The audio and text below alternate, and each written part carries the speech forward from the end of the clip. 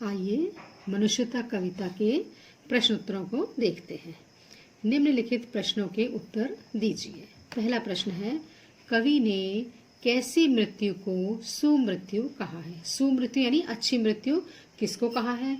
कवि मैथिली शरण गुप्त कहते हैं कि ये शरीर संसार जो है नाशवान है और इसमें जो भी जन्म लेता है उसकी मृत्यु निश्चित है, लेकिन मनुष्य को जो है कभी मृत्यु से नहीं डरना चाहिए, क्योंकि ये तो निश्चित है कि मृत्यु आएगी। इसलिए उसकी सुमृत्यु कब बनती है? जबकि मरने के बाद भी लोग उसको याद करते हैं और वो दूसरों के लिए जीता है, दूसरों के लिए परोपकार करता है, तो उस मनुष्य को हमेशा याद किया जाता है, मरने के बाद भी उसको याद किया जाता है। इसीलिए ऐसे व्यक्ति की मृत्यु को सुमृत्यु कहा गया है। सेकंड क्वेश्चन देखिए, उदार व्यक्ति की पहचान कैसे हो सकती है? जो व्यक्ति उदार है उसकी पहचान कैसे होती है? उसकी पहचान कैसे इस प्रकार होती है कि वह व्यक्ति इस पूरे संसार को अपना समझता है। वसुदेव कुटुंबकम की भावना उसके मन में होती है। वह अपने लिए तो कुछ करता है, लेकिन साथ ही साथ वो दूसरों के लिए भी करता है। और उदार व्यक्ति दूसरों के लिए तन मन धन का त्याग कर देता है। वह जाति, धर्म, देश, रंग, रूप आदि किसी में भी भेदभाव नहीं करता। सबके साथ प्रेम, भाईचारे और उदारता से रहता है। इन्हीं गुणों से उदार व्यक्ति की पहचान होती है। नेक्स्ट क्वेश्चन, कवि ने दधीची, कर्ण आदि महान व्यक्तियों का उदाहरण देकर मनुष्यता के लिए क्या संदेश दिया है?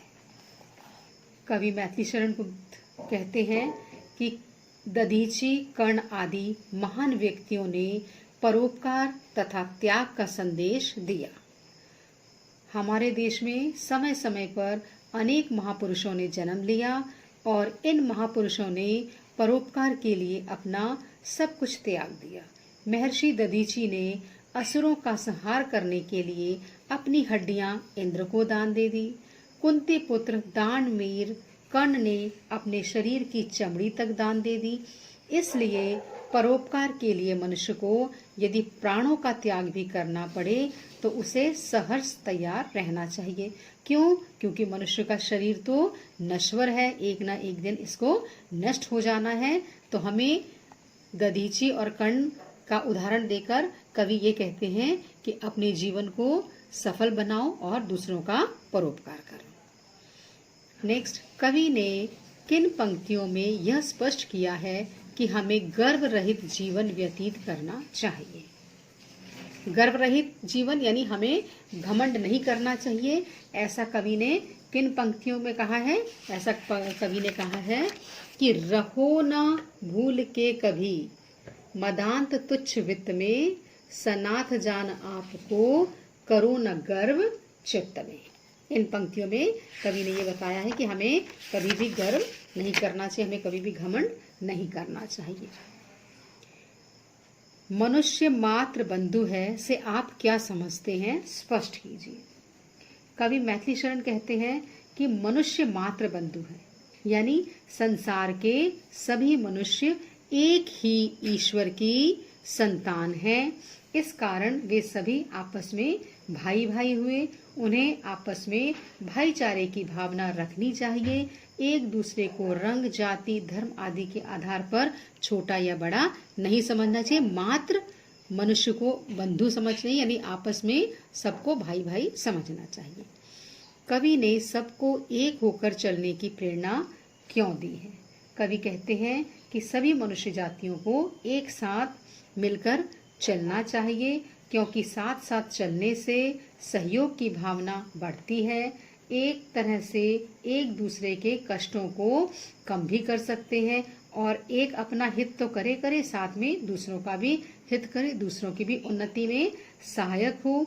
आपस में एक दूसरे का सहारा बनकर आगे बढ़ने से प्रेम और सहानुभूति के संबंध बनते हैं और आपस में शत्रुता या नकारात्मक भावनाएं जो है वो समाप्त हो जाती हैं। व्यक्ति को किस प्रकार का जीवन व्यतीत करना चाहिए, इस कविता के आधार पर लिखिए। कवि मैथिली शरण मनुष्यता के कविता में मनुष्य का जीवन किस प्रकार हो इसकी ही प्रेरणा देते हैं कि मनुष्य को परोपकारी जीवन व्यतीत करना चाहिए, उसे अहंकार ना करके पूरे संसार को अपना बंधु मानना चाहिए और जहाँ पर भी वह कष्ट देखे तो उसे दूसरों की सहायता के लिए हमेशा तैयार रहना चाहिए, निरंतर कर्मशील रहना चाहिए और अपनी मृत्यु को सुमृत्यु बनाना चाहिए। मनुष्यता कविता के माध्यम से कवि क्या संदेश देना चाहते हैं? मनुष्यता कविता के माध्यम से कवि ने त्याग, परोपकार, दानशीलता, उदारता और परस्पर भाईचारे का संदेश दिया है। कवि का विचार है कि वही मनुष्य है जो अपने हित से पहले दूसरों के हित का सोचता है।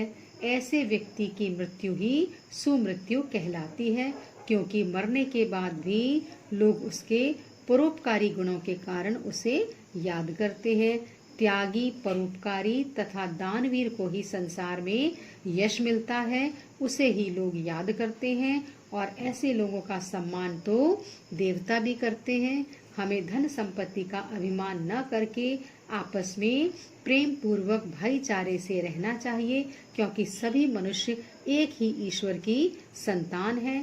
सच्चा मनुष्य वही है जो दूसरों के लिए काम आता है और वही व्यक्ति मनुष्य वास्तविक शब्दों में मनुष्य कहलाने के लायक है।